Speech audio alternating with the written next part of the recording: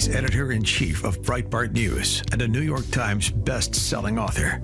And on this podcast, he brings deep research, prescient analysis, and world-class guests. He's Alex Marlow, and this is The Alex Marlow Show.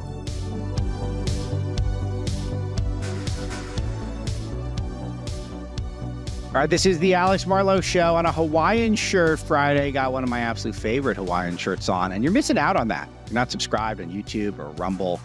And I got a great weekend planned. Do you guys have a great weekend planned? I got a lot of work to do, but I'll tell you one thing I will do. I will be going to the Angel Guild and watching an Angel Guild movie.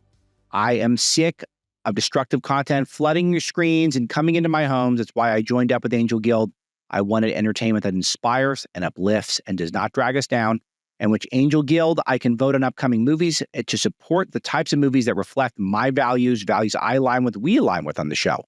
Plus, I get early access to inspiring content. I no longer am dependent on Hollywood for entertainment that comes into my home, and that's amazing.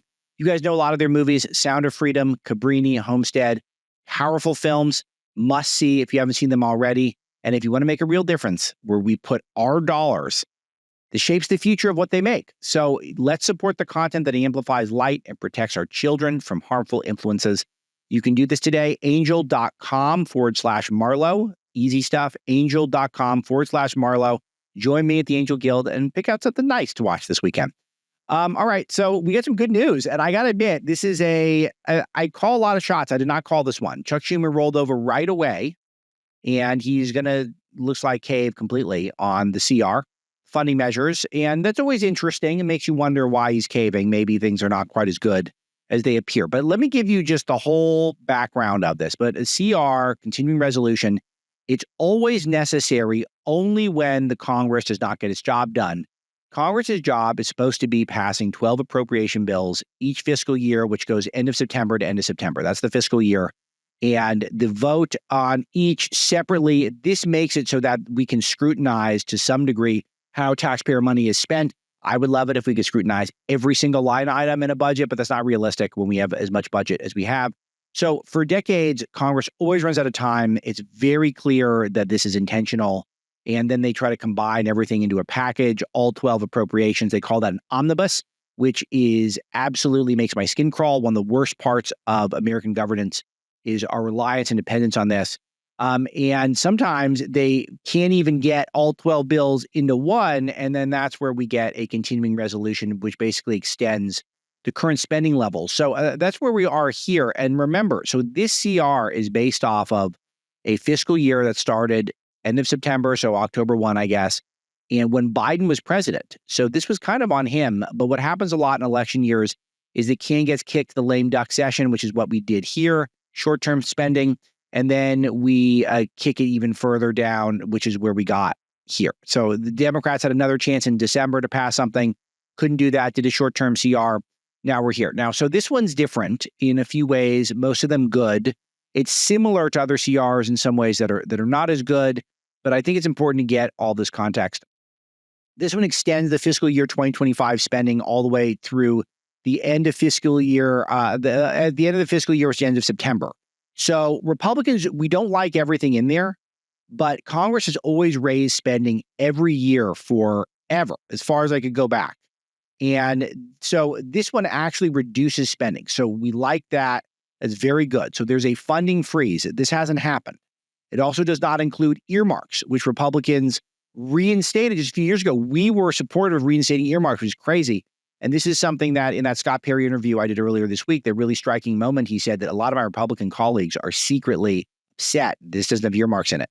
So there's some modifications to this spending bill in conservatives' favor. $485 million for ICE to continue deportations at the southern border. It also keeps the lights on at DOGE. So Trump is going to be able to continue to slash the economy and not just the, sorry, out of context, they're going to slash the government to boost the economy with DOGE. That's going to continue rooting out waste, fraud, and abuse, all that stuff we like.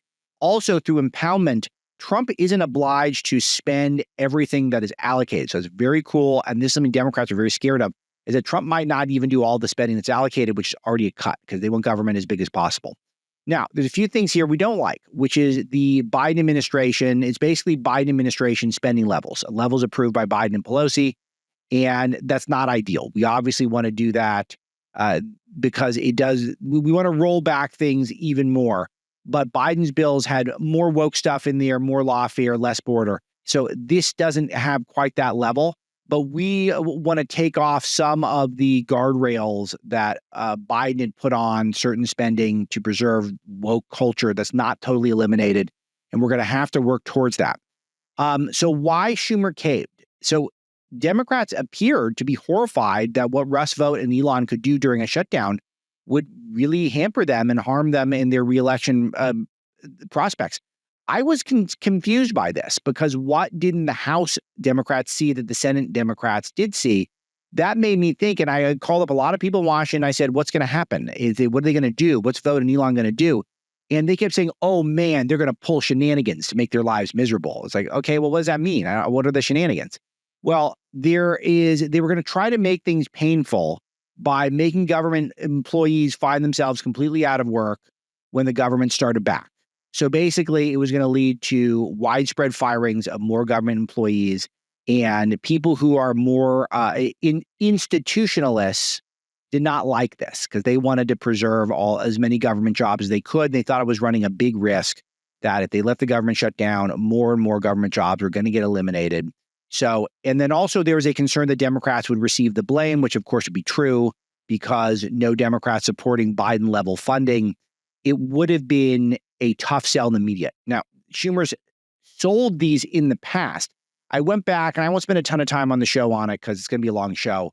But I went back previous shutdowns, and I think only one of the recent ones was Schumer blame because the Republicans were effectively able to pin loss of healthcare or healthcare stoppage for poor American children, putting that on the Democrats. They had meshed that effectively one time.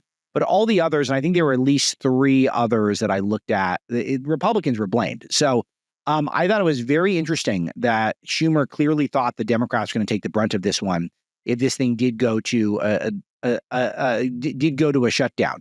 So first of all, Schumer said last week the Democrats would have to fund the government to prevent a shutdown. So he was starting to indicate to people that he thought that perhaps they were going to get the short end of this stick. The fact that Republicans hold both majorities means the American people believe the election of consequences. They voted for certain things for the Republicans to get a shot. Still a bit of a honeymoon period going on. So for Democrats to try to call shots when they lost the executive in both houses of Congress would have been more far-fetched with the media's current popularity waning at such a rapid rate. So you also have some Democrats like Fetterman directly accusing Democrats, saying they've lost any leverage, they have no leverage. So there are some chinks in the Democrats' coalition that would have posed problems for them if a prolonged shutdown took place. But it's also, I think, though, the main thing is their rhetoric over the years has been all shutdowns are bad. We can never shut down the government. It's a catastrophic thing. Shut down the government. They've always been the ones to say this, and they're not asking for anything. And this is the point that I think blew me away the most, is that if they had any leverage, they didn't actually come to the table trying to request something specific. This is the point I made throughout the week on the show. It is unclear what a shutdown would achieve for them because they're not actually asking for something additional other than Musk is bad and Trump is bad. So that's it. That's where we are. And so what happens next? So the bill does need 60 votes. We're not there, but we're under the impression that it's going to happen. Thune and Schumer are going to likely come to an agreement on certain amendments so the Democrats can save face. I don't know what those are going to be, but it sounds like it's going to be pretty mild. But we'll keep you posted, as always, at Breitbart.com and then on the show next week. And then after that, we begin working towards fiscal year 2026, which begins October 1. And the big deal about that is that once that fiscal year begins, we've been promised by Republicans we're going to get 12 appropriations bills. Now, is that going to happen? If not, a lot of the people in the hardcore side of the movement who are typically opposing CRs, typically opposing widespread budget bills, a lot of those omnibus packages, the things that I hate so much, if we don't get those 12 appropriation bills in September, I'm just saying this, any Republican lawmakers in the audience, what am I supposed to tell my audience of millions and millions of people at Breitbart News? What am I supposed to tell them? how can I tell them this time, the next time, that we not get our appropriations bills that we've been promised? So I'm not going to know what to tell you guys. I'm really not. So they got to do it, and they got to start working towards that now, because we want those 12 appropriation bills in place by the end of September, so we're ready to go for fiscal year 2026 with some sanity here. So we want more cuts in spending, of course. We want more DOGE. We want more border security, all that stuff. We want to make sure we're not going to do anything that's going to create some sort of recession. But we really want to take off a lot of Biden's guardrails that he put on spending cuts and current caps. We want those removed. So there's a lot of work to be done, but very positive development. And frankly, one I'm a little surprised. So a happy news on this Hawaiian Shirt Friday that things move pretty quick. But that said, there is still a ton of animosity. There is still a ton of anger from the left. We'll get to that in a second. But yesterday at Breitbart, Matt Boyle had an exclusive interview with Scott Bessent, the Treasury Secretary. And some of this type of stuff came up. I want to share some of these clips with you. You get the full thing at Breitbart News. We'll have content on it throughout the weekend. But check this out from Bessent and Boyle. So one of the reasons I came out from behind my desk and asked President Trump if I could join the campaign then when he asked me to be in the cabinet was because I was so alarmed by this high level of government spending. We've never seen anything like this. Highest level ever when we weren't in a war or in a recession. So the Biden administration relied on this blowout spending back to the mainstream media. No one criticized it when they were doing it because it was for the great and the good. It was for green programs. It was for this. It was for overseas engagement.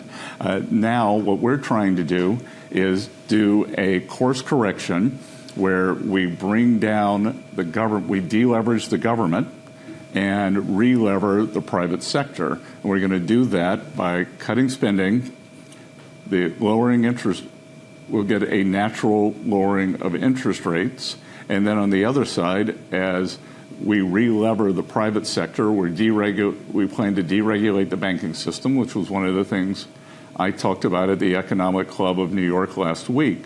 So as we allow as we unshackle a regulated banking system, they can lend to the private sector, and especially Main Street, which has been overlooked. So small regional banks, small banks, community banks. And so as the government comes down, the private sector will go up. Government will shed excess labor, and there's plenty of it. And then the private sector will pick it up. I didn't interrupt because what is there to add? I mean, just totally clear articulation of what the economic vision is. And starting from that kernel that the government had never been this big, the spending had never been this great. So we're not in any major wars. We were the economy was doing not great because of inflation, but we weren't in some sort of deep recession. So and yet we were still spending as if we were in the middle of World War III. So that can't happen. So we got a lot of room to run here. It seems like we got great vision, and we've got people who are not afraid of establishment media pressure to the same level as they once were. All that's very welcome. All right, I got one more clip. I disagree. This does not have to cause a recession because, look, and again, back to your point on fact-based analysis, that for my 35 years from my investment career, I was able to not listen to the noise, adhere to the facts, and I can tell you the facts are I've met with several large bank executives and payment processors this week. The American consumer's in great shape. They're spending. I met with one of the 5 largest bank CEOs today. He said that small, medium manufacturing in the Midwest, they've seen a tick up in loan volume. So, I disagree with this. And where are all these people when the Biden administration was blowing out the deficit? Like, we could have come in. It would have been easy to come in, keep up these horrendous spending levels, and maybe we could have kept it going for 1 year, 2 years, maybe even 4 years, and left the next president and his administration, the American people, with this problem, or it could just blow up at any time. So we are laser focused on getting this deficit under control and then growing the economy. Yeah, so one thing that's happened now is that all this makes sense to normal people, but partisan Democrats who are getting fed just a massive amount of negative information, just total panic, everything is horrible from the news media, the entertainment media, all that stuff. Their consumer expectations are very low, and that does hurt the economy, which is interesting. So the Republicans, though, on the other hand, are very optimistic. They like Trump's vision. They like Besson's vision. They like this plan. They're very excited about it. So, but what will harm the economy to some degree is a lot of just the hysteria coming from the left, and it's not going to slow up. The hysteria is going to continue. This is where check this out. So J.D. Vance goes over to the Kennedy Center to hear some music with his wife, Usha. Here's how the left at the Kennedy Center in attendance, here's how they react.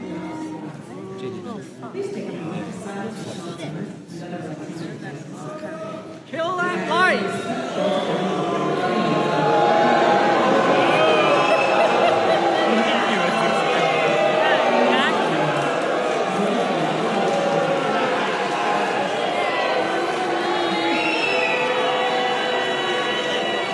So JD's laughing at it. I mean, but they're booing him. This is a guy who was not naturally a pro-Trump guy, came from nothing, served his country, went to Yale Law, wrote a book that everyone read, especially liberals, had a Hollywood movie made about him, made a bunch of money in business, has a ethnic wife who's incredibly accomplished and is not a hardcore right-winger, has a bunch of adorable brown children, and the left hates him. Why? What has he done to earn your hatred other than that he's associated with Trump and MAGA? So it's very revealing. He doesn't care. He's living his best life as he always has. So, but it's very revealing of the left, as that's where they are. And they are still desperately trying to find their footing. And this anger and animosity, I want to put it on full display because I would like for you to confront people in your life. Would you think it's good for the vice president and his Indian wife to get booed at the Kennedy Center? Is that helping your side on the left? We got some footage of some of these Astroturf town halls. All this is so fake. It's just so fake. You'll see the fakeness in it. Check this out.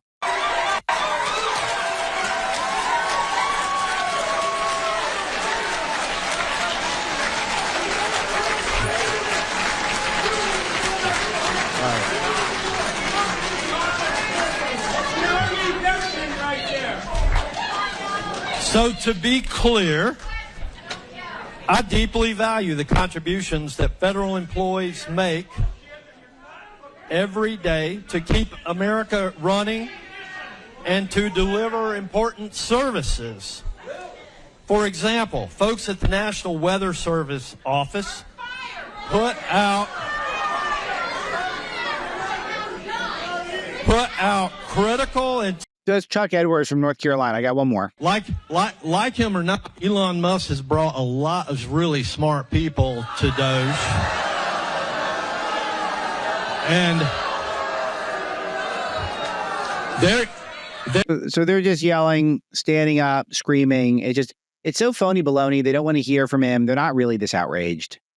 It's all paid for. The Jessica Bowman interview that I did yesterday, if you did not get a chance to watch or listen to it, please check it out over the weekend. She walks through the funding apparatus, how the institutional left, the AstroTurf left, is behind all these protests. And I just don't know why Republicans would show up at these things at this point.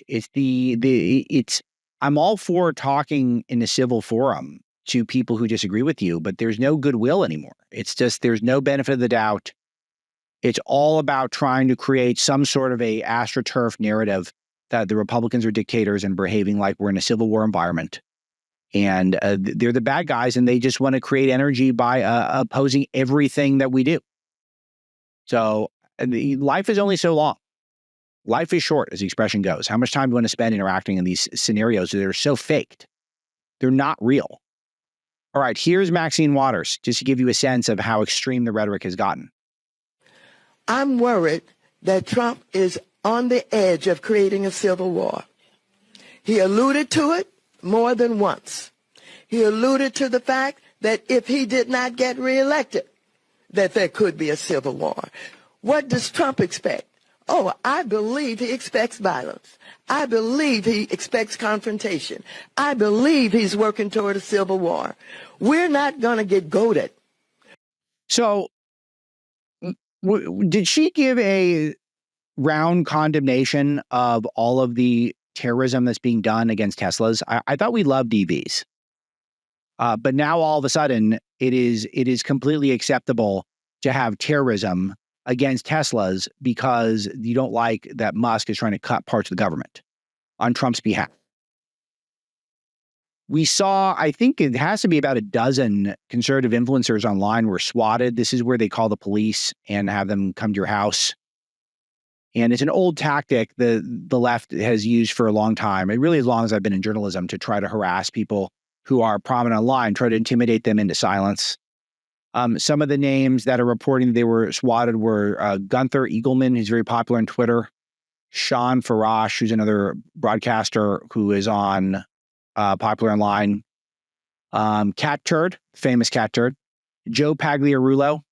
All of them and many others reported they were swatted last night. Obviously, this is coordinated. And it's violence. It's trying to perhaps get the police to make a mistake. Maybe the SWAT teams commit some sort of act of violence, intimidation, ruin people's home lives.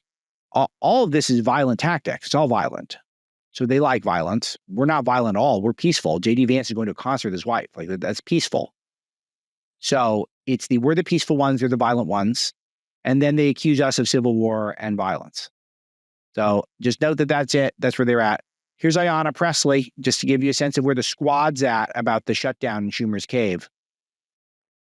Congresswoman, only a few moments ago on Truth Social, President Trump praised Senator Schumer for having the, quote, guts to do the right thing, calling his support of the spending bill a smart move. How will that sit, you think, with House Democrats? Well, again, I don't think we should be moving in any way to elicit praise from Donald Trump, who has no respect for Congress and the power of the purse, who is by the hour rolling out proposals and executive actions that are lawless and that are callous. We do not want to be praised by Donald Trump. This is a hostile government takeover. He is a So she doesn't get the joke here. So Trump set out a truth bomb. I'm going to read it to you. Congratulations to Chuck Schumer for doing the right thing, took guts and courage. The big tax cuts, LA fire fix, debt ceiling bill, and so much more is coming. We should all work together on that very dangerous situation. A non-pass would be a country destroyer. Approval will lead us to new heights. Again, really good and smart move by Senator Schumer. This could lead to something big for the USA, a whole new direction and beginning DJT. This is just epic trolling from Trump. That's what Trump is doing, is he's creating a viral moment online by praising Schumer. And she's not even aware of what Trump's doing. And so this is where these guys are so low IQ. And Ayanna Presley, I mean, she just looks absurd. I know she's got the alopecia thing going on, but she's got these Harry Carey Coke bottle glasses. If you guys are missing out on this, it's really unbelievable. You can dial in your look a little bit better than this. And she's out there. She doesn't get that she's getting trolled by Trump. Trump is praising Schumer to get specifically this reaction from you, and you're obliging. Because she's not really in it for the Democrat Party or unity or getting stuff done. She's in it for herself. So there you go. Let's play the rest of this. He is a dictator. And what do you mean a dictator with? Defiance. The Democrats can't only be the adults in the room. We have to be the fighters too. And that is the message that we are hearing every day from our constituents and what they want to see from us in this moment. We have to be exhaustive in leveraging every tool available in their defense. Amazing stuff. As you know, some Democrats have actually privately urged your fellow progressive Congresswoman Alexandria. Yeah, it's the Blitzer gets into AOC's. She's not happy with the bill either, as you would note. She's getting a little sleepy though, AOC. We're gonna have to do some content on this, Misty. I think she's not with it. She's getting past Maxwell Frost, our girl Jasmine Crockett. So AOC is she's gonna be like a backbencher here coming up. All right, I'm gonna leave that there for now. There's a lot going on though, Breitbart News, that I want to direct you to. Senator Ernst gave us an exclusive $312 million in COVID aid fraud to children 11 years old and under. And she says there's going to be more. She keeps digging. So COVID fraud was so widespread, sending $300 million to 11-year-olds. How they pull that off? I'm going to read that article by Sean Moran. Get that going. We got a lot of updates on some creative stuff Trump's doing to secure the border. We got more left-wing emotional blackmail content. And we got more from our Scott Bessent interview. So we're keeping track of the left's hot takes on the CR. Always the economy. It's so all over the place right now. And I will tell you, I'm very positive overall, but there's one thing that I know for sure I'm happy about, and that is gold. You see the dollar nosediving, stock market more unpredictable than ever. Inflation's down, but just recently. But I'll tell you one thing that is a no-brainer. It's precious metals. Gold went through $3,000 an ounce. Never before seen, all-time high. You guys know what I've been saying. Goldman Sachs says it could hit 3,300 by the end of the year. Maybe that's under. Like maybe they undersold it on that. And you can add physical gold and silver to your IRA or 401k right now, tax and penalty free. My partners, my friends at Priority Gold is the best place to do it. Gold and silver info guide, they got it for you for free. It lays it all out with market forecasts, smart strategies, the works, so you can shield your retirement from all this craziness. And if you'd bought when I started doing these reads, guys, then you'd have made a lot of money by now. So don't wait. You guys got to check it out, prioritygold.com, or text freedom to 24999 and they'll help you out. But prioritygold.com, I just don't know why. I'm not joking around. This ain't no hobby, guys, doing this thing here, this podcasting. So gold and silver, smart move, record high today for gold. All right, so much to do, but I did want to talk to John Nolte today. I was just in the mood to talk to John Nolte. He's my real life godfather and one of the best writers in the world, and certainly in conservative media. We talk about everything from politics to the economy to Blaxploitation movies. We cover a lot of ground in this interview. So I hope you enjoyed this one. And here it is, my interview with John Nolte. All right, my real life godfather's here. John Nolte on this Hawaiian Shirt Friday. John, I got to be honest, I was getting sick of the sound of my own voice this week, and I needed to bring in someone who I know would enlighten and entertain the audience. And you hit the bid, and now you're here. And it's been an amazing news week, actually. It's been very, very rich, very robust. I'll start with the big thing, even though you're mostly tasked with keeping an eye on the media and culture for us. But I got to get your thoughts on the budget battle. Were you at all surprised to see Democrats cave so quickly on the CR? Because, I mean, theoretically, the Republicans would have had to work with them to get a few of them to come around on something. And it's just, I'm wondering if it's that they never articulated a message of what they really wanted, but it was, I was surprised that they folded so quick. No, I wasn't, because what Trump had done was trap them, because they knew that if they closed the government, that Trump would be able to exert even more control of the government, the federal government, and probably, and he would take advantage of it, because Trump is right now, he's governing like a leftist. I mean, when when he says things like, we're only going to lay off half of the Department of Education, everyone knows that he's going to find a way to gut it. And that's what a leftist would do. So he'll take these little incremental steps, but he's going to keep going and going and going. And Democrats have figured this out, that he's going to govern like Obama. He's going to govern like Biden. And they didn't want him to take over the government and have all the power that he would have. Plus, you're right. They have what's their alternative? What is their more transvestites as teachers? What's their alternative? They don't have any kind of an agenda to offer. And and it's just proven time and again that even if you're in the minority, if you don't go along and the government closes, whether you're a Democrat or Republican, because this happened to Schumer during Trump's first term, you get blamed. Yeah, I think what's interesting, I think that the point that they never really had anything that they were asking for is a really big deal. What did they want? Because a lot of the spending, which is I think what some of the Thomas Masseys of the world were criticizing, a lot of it's pretty much the same as under Joe Biden. I mean, I went through this history at the start of the show, but it really should have been this was Joe Biden's fiscal year to fund. And he couldn't do it because the Democrats, despite their dominance politically until November, they couldn't come up with a bill that was agreeable for everyone. They only had to peel off a couple of Republicans to be able to pass stuff. And it's just one of these things where they didn't get the job done, and thus we're here. So, but a lot of this spending is really legacy spending from Joe Biden's government. So you feel like both sides, the bill is already sort of a compromise bill, is that there's some pork cut out. There's some more border enforcement. There's DOJ stuff, which the far left is not going to like. But the Democrats are getting a lot of their stuff, and we're going to try to be tougher next time around. So it kind of, they were kind of, I guess they were going to ultimately sign on to it. But I still thought they would ask for more, given the nature of how their grassroots is so pugilistic now. They're so militant. They just demand concessions all the time. They say anyone who disagrees with them at all is a bigot and a Nazi and a dictator and a fascist. So, and then to not even ask, they didn't even ask for anything. They never even got around to asking for anything. No, they are scrambling. They don't know what to do. And Trump continues to force them to defend the 20% of these 80-20 issues.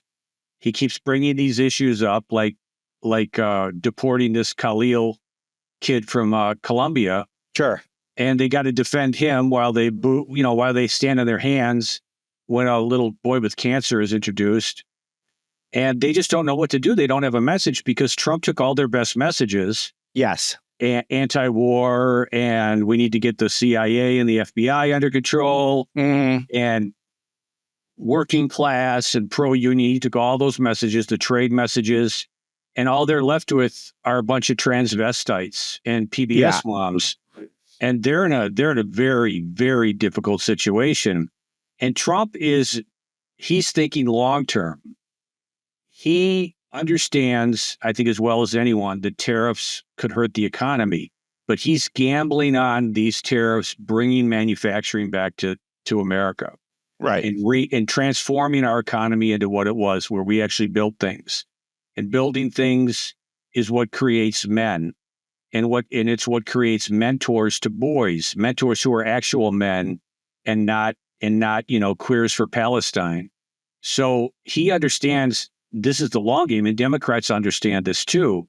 And he's not going to slow down. He's just beating them on every front, and he'll beat these extra legal judges as well, because they have no say in any of this.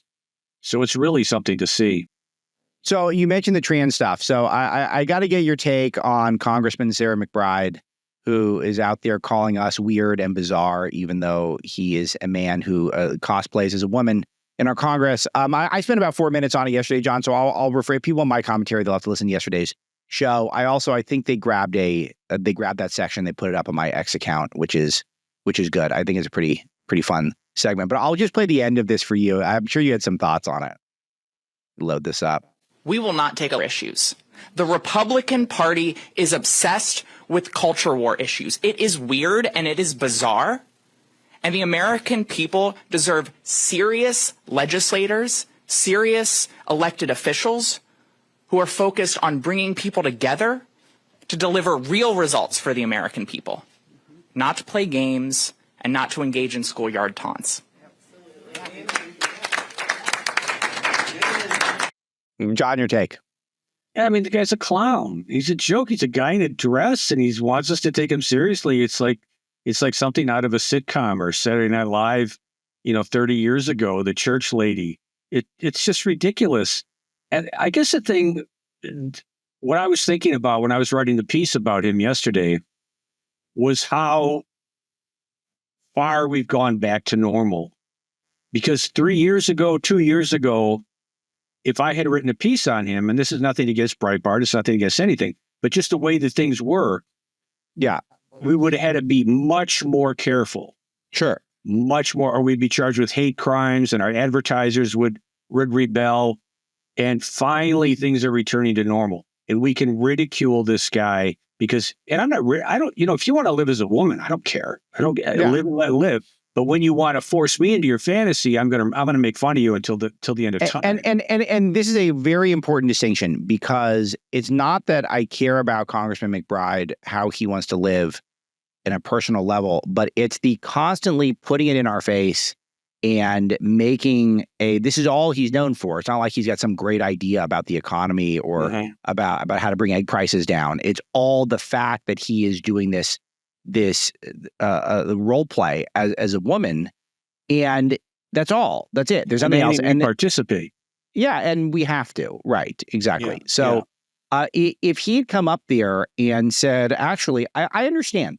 I know I'm not normal. God made me a certain way, and people are uncomfortable with it.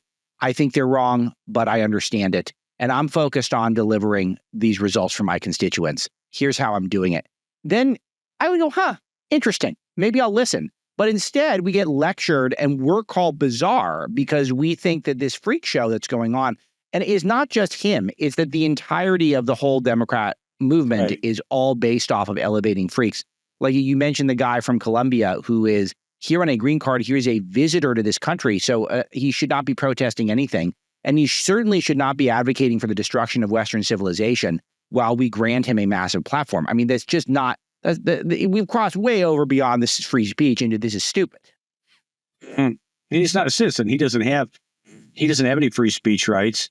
And he's obviously a threat to Colombia. And I think Marco Rubio, the Secretary of State, made a great point when he said, if this guy had told us what he was going to do before he filled out his green card or his visitor pass, we wouldn't have given it to him. So he's out. Perfect. And Exactly. So it's just, you can just feel the free speech window. It just keeps getting bigger and bigger and bigger. And what's helping is that as those of us who aren't afraid to make fun of people like that, and that congressman deserves to be made fun of because he's an arrogant asshole. Sorry, jerk. And not because, and again, I don't care if you want to live like, if he would have stood up in front of the microphone and said, I don't care what Republicans say about me. Great. Because, back in the 80s, we embraced people like Boy George, and we embraced people that like David Bowie, who sort of messed with gender. Yeah. But they weren't telling us to participate. They weren't pretending they were morally superior. What we admired about them is that they were being individuals. We admired their individualism, so that it didn't bother us. We thought it was kind of cool.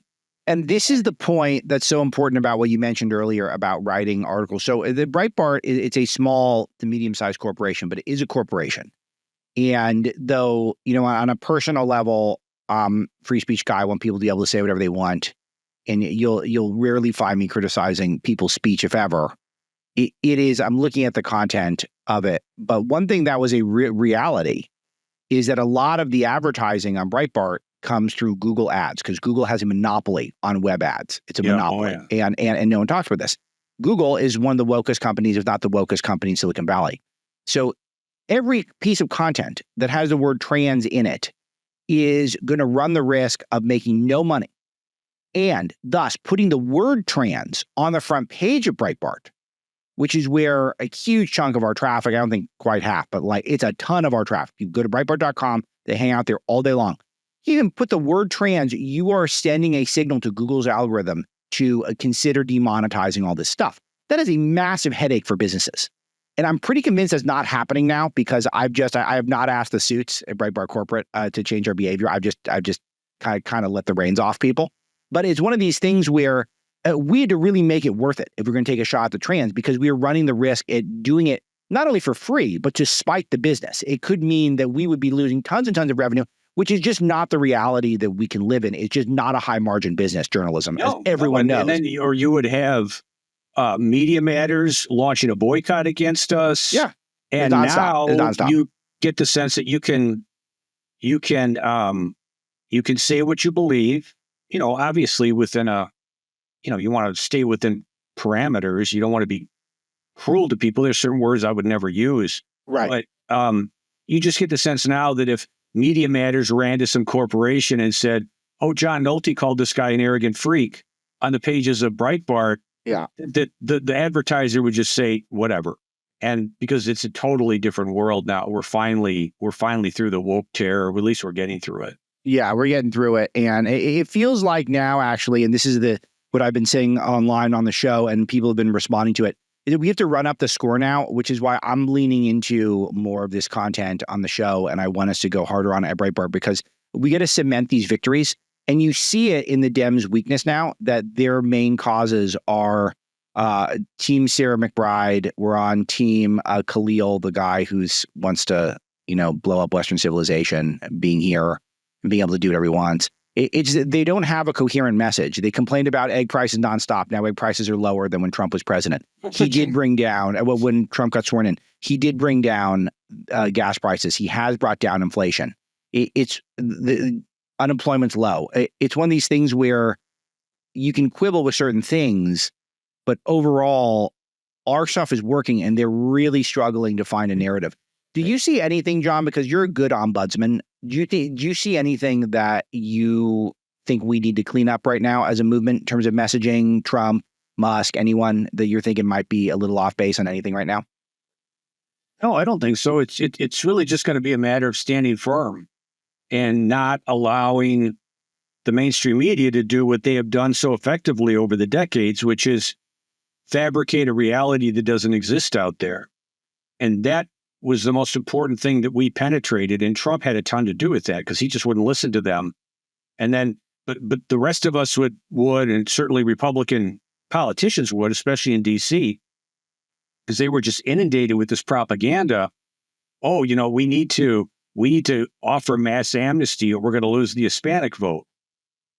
Well, that didn't happen. And now they're doing it with Elon Musk. They're trying to turn Elon Musk into a villain. I mean, and he's polarizing, but I don't see any daylight between him and Trump. So the thing is to just keep going, to take over the Kennedy Center. Yeah, that's right. Yeah, John Carney had a brilliant tweet today. The critique of Trump's policies has gone from he's just helping his billionaire buddies to he crashed the momentum of the stock market and he's raising the price of French wine. Yeah. And meanwhile, gas prices are down. Yeah. We've got all kinds of corporations coming back to the tunes of billions of dollars. Egg prices are coming. And that's the other thing is that I remember during the campaign, this last campaign, remember the Kamala crash? Yeah. When the stock market sank for a day, and then J.D. Vance was on that, and they were gambling that maybe, and all of a sudden it came back and everything was fine. That's really dumb politics. And I'm only saying that so people don't think I'm being partisan. That was a dumb thing for them to do. It didn't hurt them in the long run because they had a much longer message. They had a vision for the future, but that was dumb politics. Well, that's all Democrats have now is dumb politics because they can't project a future. So they're yelling about egg prices for 2 weeks and then egg prices drop. They're yelling about gas prices for 2 weeks and then gas prices drop. And then inflation goes down and all these things happen. So there's no long-term vision there. And Trump just needs to keep going 500 miles an hour, not look back. He is 10 times more disciplined than he was in term one. And that's fantastic. That's helping him a lot. J.D. Vance is a total athlete, a political athlete. So I just think they're doing a great job. And this is why, Lawrence O'Donnell at MSNBC admitted on Wednesday that he has to take a week off because he's exhausted, and he's not exhausted. He's depressed because everything he believes in, every vile thing he believes in is getting defeated day after day after day. Trump is pulling out the left's tentacles in the federal government by the root, and he knows that, and the left knows that. So you're in rural America. What's the vibe out there? Is it positive? Because it's pretty positive out here for me. So I live in a pretty diverse area in every sense of the word. It leans conservative. So a lot of people dap me up on the driving range these days. So a lot of happy faces. A lot of people who thought they're in the center who are now definitely on our side now because they want to be with the cool kids. You're seeing more MAGA hats. People who would never be caught dead doing that, they're wearing them now. But the libs are very triggered. My liberal friends are very mad at me, and they don't. And it's like I don't care. I've been through this a million times. It's like I'm just not going to talk to you until you stop being a baby. Like there is that going on. What's it like in your neck of the woods? Yeah, it's the same thing. I mean, people are excited, and you see a lot of Trump signs. You see more MAGA hats than you ever did before. And we're kind of a 50-50 county. I'm not even sure we voted for Trump. My county did because we have the school here. We have a college here. Right. But that I don't know, that embarrassment, which I never felt, but a lot of people did, that fear, that if you put a Trump bumper sticker on, you're going to get your car keyed. That seems to be gone. And people, they see Trump doing what he said he was going to do, doing it aggressively. And they've been waiting for a Republican to do this for 50 years. And, Reagan was a great president and he did a lot of great things, but this was not something that he did. Of course, he had the Cold War to deal with. So people are excited about this. It's time, it's time that the federal government get audited. It's time that the Kennedy Center be taken over, that we govern like the left governs finally and fearlessly. And I think the thing that people love more than anything else is the total destruction of the corporate media's ability to shape the narrative, to terrorize Republicans into behaving like Democrats, and to influence public opinion. People are just overjoyed about that. Yeah, I think overall we're doing good, but it's interesting to see how the left is just still they're so emotional about everything, and it's just they want to blackmail us emotionally. You mentioned J.D. Vance, and you mentioned some of his political maneuvering and his athleticism. I like that expression. Well, he was at the Kennedy Center, I think it was last night, and this is what happened. Let me play this clip for you.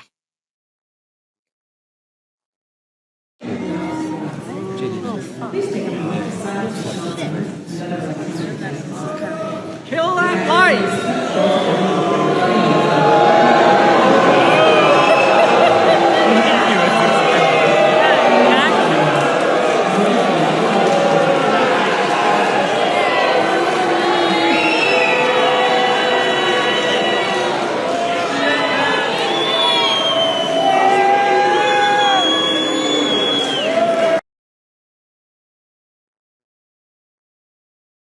That's sad to me. It is. I mean, I don't like that sort of thing as a country. I think it's not civil. I think I like when we're civil. And I think that what has he done to the left? He's a very polite guy. He's got a wife who's not a radical right winger. She has brown skin. They have brown skinned children. It just, I don't know what he did to deserve that, but that's the left doesn't think that way. They see him as an avatar of hate and division, which is strange and wrong. But what's your take?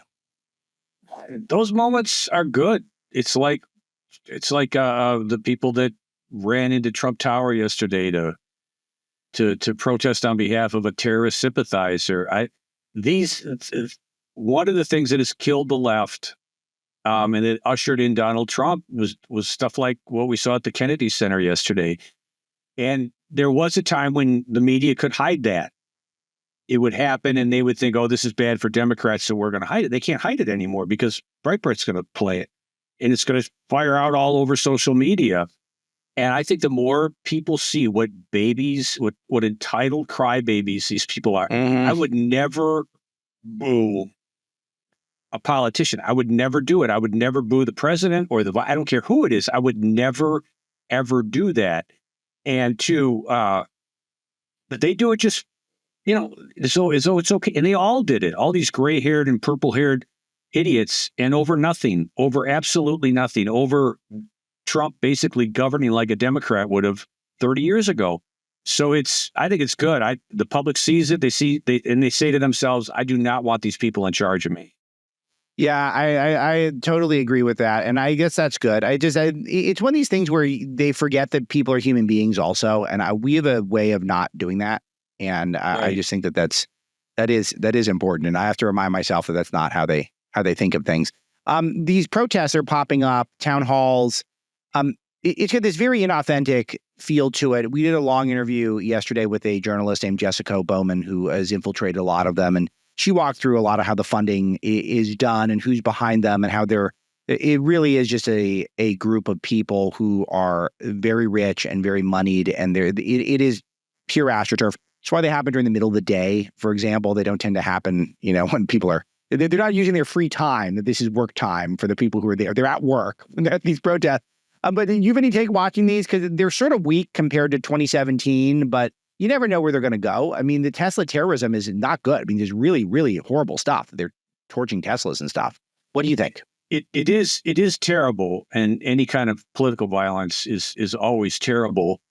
But again, it's the left revealing who they are. And when you have Democrat Congress people saying it's valid protest, again, 10 years ago, the legacy media could hide that. But now it's going to be all over campaign commercials because Trump is fearless. No one's going to intimidate him from using that. And everybody's going to see it. So the left is, the 2017 stuff felt very organic. The pussy hat stuff. That was all very organic. People were just shocked. They couldn't believe he won. And they were outraged and they took to the streets. And that all felt real to me. But this is just desperation. This is a bunch of organizations with too much money And, for $40 an hour, we need you to go disrupt a town hall. The great thing is that, again, the media's changed so much, they're not going to get away with it because Republicans read Breitbart. Breitbart reports accurately, this is all AstroTurf. And Republicans go, good, I don't have to worry about it. I can go ahead and still advocate for Doge. So the left is just failing on every corner because we've always had the good argument, but now we have the means to make that argument and get it out there. Yeah. All right, John, I want to talk about some media and culture. You've been writing some pretty fun stuff. You busted CNN's Bill Weir attempting to fact check EPA's Lee Zeldin. And I've not been through this story yet that you have, but Bill Weir he's just one of the most off-putting people. I just don't know why CNN. Yes. CNN's got this amazing knack for putting people who you root against on TV. The only, even MSNBC doesn't do that at the same level. They're not great, but I think one of Fox's secret sauce is you kind of end up rooting for the host, even if you disagree with them on stuff. You kind of end up building attachment with them. But it's like Bill Weir. I mean, there's no less likable TV presence and still out there. He doesn't fact check it. Tell me about this one. Well, the EPA director, Lee Zeldin, released some press releases earlier this week explaining basically how they're dismantling the green news scam in order to, reinvigorate our energy economy, which is going to make everything better. And in the press release, they used jargon that's used within how you explain carbon. So they would do a press release and then they would put something in there like CUUOO2 in parentheses. And then this regulation has been deregulated. You don't have to worry about it anymore. So Bill Weir, who is supposed to be the chief environmental reporter for CNN. So this is the head guy covering the environment. He looks at this press release and he doesn't know what the jargon means. I'm not saying I do, but I'm not anyone's chief environmental reporter. Yeah, and you're not appointing yourself to do a fact check on it. Right, also. Right. So he just assumed that, this is a placeholder. People, sometimes on a piece, I'll write XXXXX. And then I go back and fill it in when I have time to look it up. Yeah. And he thought that's what that was. And that, I see a big narrative here. They're deregulating over there. And this press release proves chaos because they forgot to fill it in. So he goes on Caitlin Collins' show. And the 12 or 14 viewers who are watching are told that there's so much chaos at the EPA that look at this press release. Look at these idiots. They left this placeholder term here and they're supposed to put something else in there. And then Lee Zeldin comes out the next day and goes, morons, that actually means something. That's the specific thing that we're deregulating. And it just tells you that CNN has no editorial standards whatsoever. Because I can say this for a fact. If I had put that press release, let's say it was a Biden press release, up on our internal communications and said, look at what they did. They left the placeholder on there. What idiots. Someone in our office would have said, double check, make sure about that. Yeah. Or I would have said, well, I wonder what they really meant. It would have been, but this guy's just like, I'm on TV, I'm live. Here we go. Here's my arrogant fact check. And then he just proved he's got no business being the chief guy of anything because he didn't even pick up. There's nothing in the back of his head said, maybe that means something. That's how ignorant he is. Well, let me ask you about what you think is going on over at MSNBC, because I'm confused what their plan is. They're firing some people, they're cleaning some people out, but it doesn't really seem like the content's going to change at all. I'm not getting the impression that there's any sort of different editorial direction. So are they just cutting salaries? Is that it? They're just cutting overhead? Because clearly they don't like the direction of the network, but I don't know what that means because it doesn't feel like do they have one conservative on the network or is it all just liberals? No, they don't have a Scott Jennings over there. It's all left wing and it's all echo chamber. But what I think they're trying to do is just make the network profitable. And I think they understand because they've seen what's happened to the Washington Post and they've seen what's happened to CNN. If they in any way at all upset their base of customers. So I think MSNBC has said, we got to hang on to the 20%, but we need to cut costs if we're going to remain profitable, because they're going to become their own corporation pretty soon. It sounds like Universal is going to cut them out of the main stock, portfolio, and they're going to be their own stock portfolio. So they got to become profitable because the big company's not going to be able to cover for them anymore. I mean, NBC Universal is very profitable, but they're not.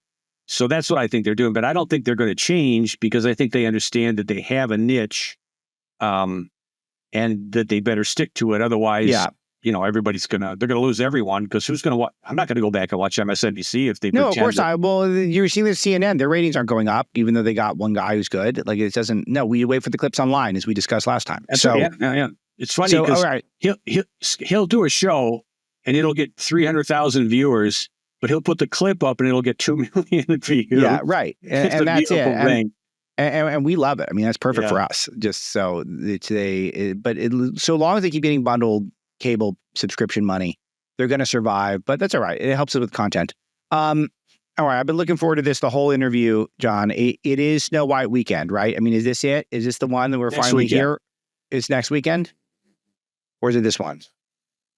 No, it comes out on the 17th.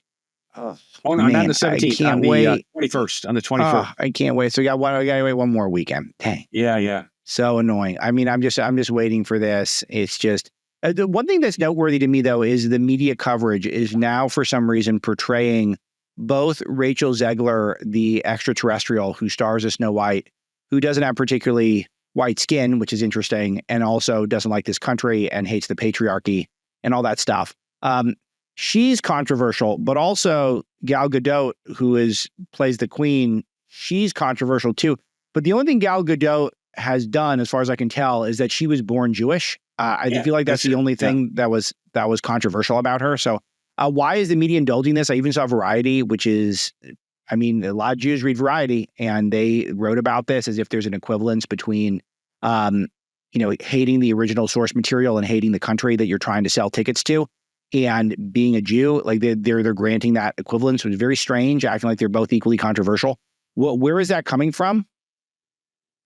Well, it's definitely coming from Disney, because you have to remember that Variety, The Hollywood Reporter, and Deadline are all owned by the same company, Penske Media. There's no competition anymore. They own everything. They also own the Golden Globes. So imagine how much power they have, but imagine also how much they need a massive corporation like Disney to advertise with them and give them access and give them scoops and things like that. So Disney probably said, listen, we need to take some of the heat off this girl, and let's just spread it around. Let's see if we can make the left happy by trashing Gal Gadot for being Jewish. And that's all she's guilty of, is being Jewish. Yeah. And the other one, Rachel Zegler, is guilty of just being insufferably arrogant and snotty and snide. And it's a totally different thing. So I just hope this movie crashes and burns like the Marvels, and it's a humiliation, and we are finally rid of Rachel Zegler, because she had it all. Spielberg picked her up out of nowhere and said, here, I want you to be Maria in West Side Story. She wins a Golden Globe. I know the movie didn't do well, but she wins a Golden Globe. The whole world was a buffet, and she just could not keep her little snotty arrogance in check. And nobody told her, maybe you want to get some audience goodwill if you want a career for a long period. Yeah, and that she did nothing to damage control. And this is one thing that interests me, is how we love a redemption arc in this country. And our side are suckers for it, to be honest with you, is that we're in some ways too forgiving. I feel like sometimes we forget, we don't have a memory of certain things we should. And she's gone out there and said, man, I really messed up. That was totally ignorant of me and historically illiterate. I never expected this life where I would be a famous person star in all these movies. And I'm still learning, made a mistake, and hope you give me a second chance. If she'd done that, we would have went whoa, who's this person? Let's check her. Let's give her a shot. Maybe Spielberg was right. We're Maybe always willing to accept an apology. And but it's do a totally different world of showbiz. I'm doing something right on Facebook because I get a lot of old Johnny Carson clips. And the biggest stars in the world sit down with Johnny Carson. And if there's one thing that connects all of them, it's self-deprecation. They are humble. They ridicule themselves. They make fun of themselves or they make fun of each other. And it's so appealing to watch these people because, in real life, they're probably just as narcissistic as Rachel Zegler, but they understood the public. And nowadays, this sort of toxic narcissism is seen as a trait that you have to have in show business. And, Rachel Zegler might be pilloried in 90% of the country, but within that little Hollywood conclave, she's seen as some sort of hero, even as she self-destructs. And I don't know if you saw her at the Oscars. I don't watch the Oscars, but I saw the clip where she comes out with Gal Gadot. And don't forget, Rachel is a pro-Hamas person. And, Gal Gadot comes out. She's freaking gorgeous. She's classy. And Rachel Zegler comes out with this smug look on her face, like she's putting up with Gal Gadot. And everybody knows I'm great. And yeah, boomy, I dare ya. And just very unappealing. And they're just cannon fodder for the left, destroying these young actors one after another. I just wish it was this weekend. I'm just really looking forward to seeing this thing. I'm kind of glad because then I'd have to go see it. I'm dragging. Oh man! Oh, you poor thing. Hey, look, here's what I want you to do, John, with your pay. I want you to double it, but then you got to cut it in half. Okay, so does that make sense? Once you do that, then you're good. All right, I can't. You know what I'm hoping? I'm hoping I love it. Okay, well, it would be a mistake if I didn't get your take on one of my fave stories of the week. Democrat Senator Chris Murphy allegedly in a home-wrecking affair with the princess of fake news, Tara McGowan, one of the most, I would say, aggressive activists on the left who runs the Courier newsroom, which is Laureen Powell Jobs' fake news operation. Any thoughts on this one? You wrote a great piece about it, but I want to get your thoughts for this audience. It's just a synergy between the two. And what I found most interesting is that the princess of fake news, because obviously Laureen Powell Jobs is the queen. Yeah. Is that she's anointing Chris Murphy, who is not appealing at all. I mean, that just told me how weak the bench is on the Democrat Party.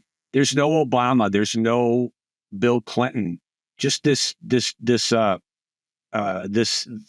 Chris Murphy, who comes off like the villain in a teen comedy. He's the nasty principal or the bad stepfather.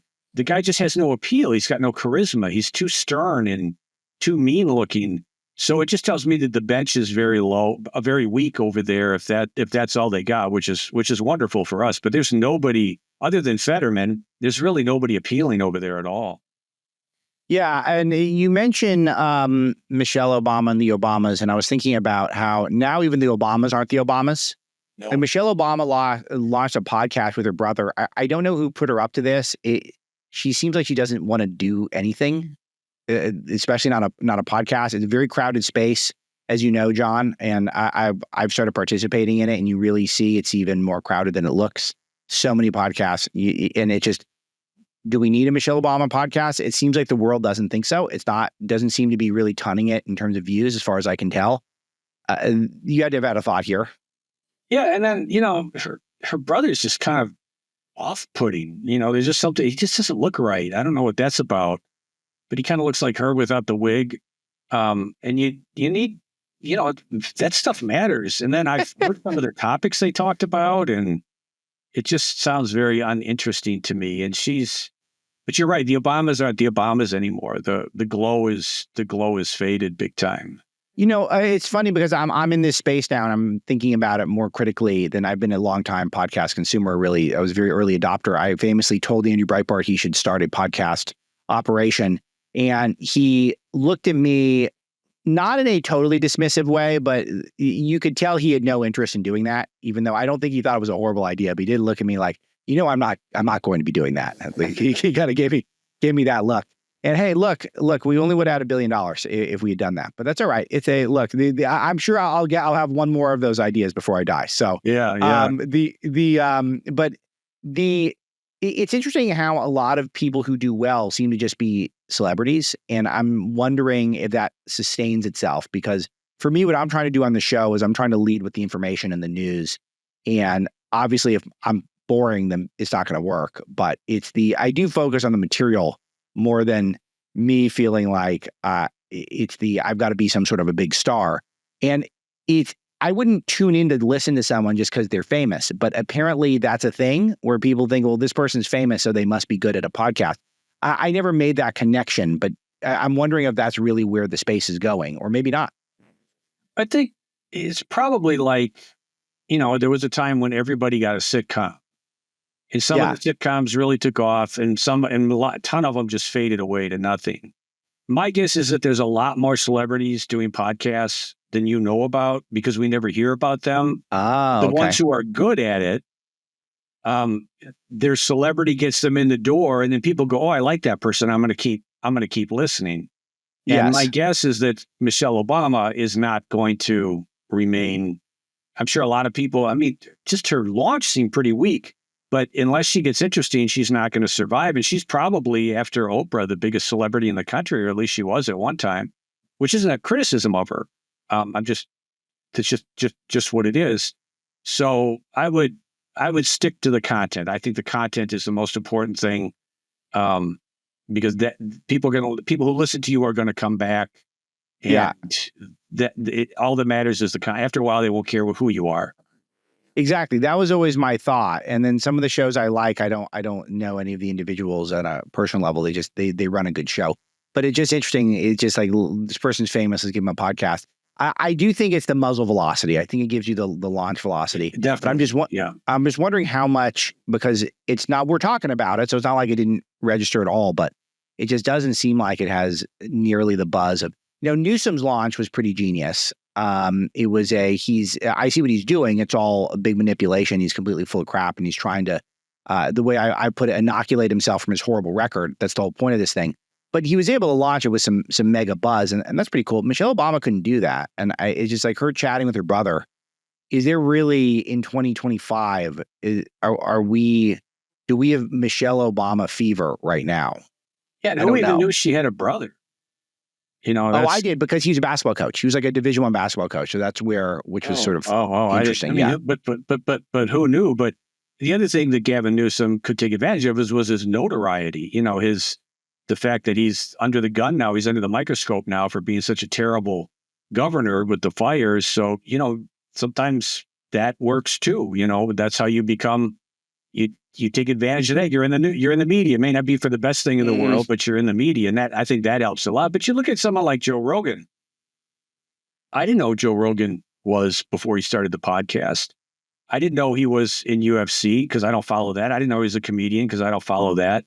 And look at the years he put in, just grinding away to get where he is now. So I think that's the secret, is that he's an interesting and intelligent guy. He's willing to talk to anyone. And people aren't going because they like Joe Rogan. They're going because they like what he's talking about. They like the content. So yeah, I would definitely stick to that. It's the content. Yeah, I always wonder about him because he's got a very specific style where he just lets his guests say all sorts of crazy stuff, and he doesn't ever interrupt them. And it is very effective. And it's just one of these things where they go off on these wild tangents, and he doesn't even say a word. He'll just sit there for like 8 minutes and just let them roll. And if you get good enough guests who are interesting enough and are fearless enough, then I guess that can be a compelling show. But anyway, I don't want to dwell on that too much for now because we're going long. I do got to ask you, John, I live vicariously because you always seem to have the best weekends. What's your plan for this weekend? This is my first plan right here. What you got to tell the audience for the audio audience? That is Black Belt Jones with the great Jim the Dragon Kelly. This movie just came out on Blu-ray, and Jim Kelly passed not too long ago, and he was a great blaxploitation actor of his time. And then I'm gonna do the Jones double feature with Cleopatra Jones, which I've never seen. I've never seen this movie, so I'm excited to see this. Yeah, you're the last person. I think everyone else has seen it. I think you're the You're Shelley the last Winters one is in it. who's not seen Cleopatra Jones. Who was in it? Shelley Winters. She's she's a white actress. She was in a lot of classic movies. Wow. Back in the golden age. So that should be it. But I love the Blaxploitation genre. They're all about entertainment. That's all they want to do is entertain you. And that's what I love about them. And they're sexy and they're funny and they're violent and they move fast. And and you watch a movie like Superfly, the original Superfly, the music is amazing. So I really enjoy these movies. So, and I'm looking forward to Cleopatra Jones. I wanted to see that forever. But I'm me, so I had to wait for it to be on sale. I've got a fantasy of a spin-off show where it's not going to be the first 100 days of Trump, and I can't have anything else going on because I'm going to have a lot of homework for this. But we'll do a movie conversation where Nolte will be the star. I'll do the conversation, but you're probably going to have to give me like a triple feature to watch ahead of time, something like that. Maybe that'll be the theme.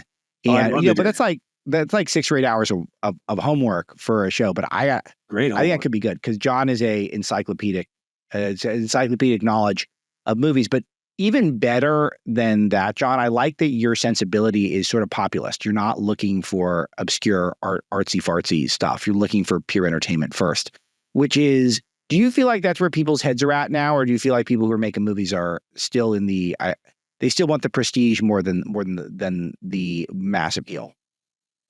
Yeah, I think you see the woke stuff was both. Well, we're going to put gay stuff in a superhero movie and we're going to get credit for, and that was an attempt to do both. And it's just not the place for it. So I feel Hollywood has figured it out and they're moving away from that nonsense, and men are going to be men and women are going to be women, and Netflix is going to be where all this crap is now.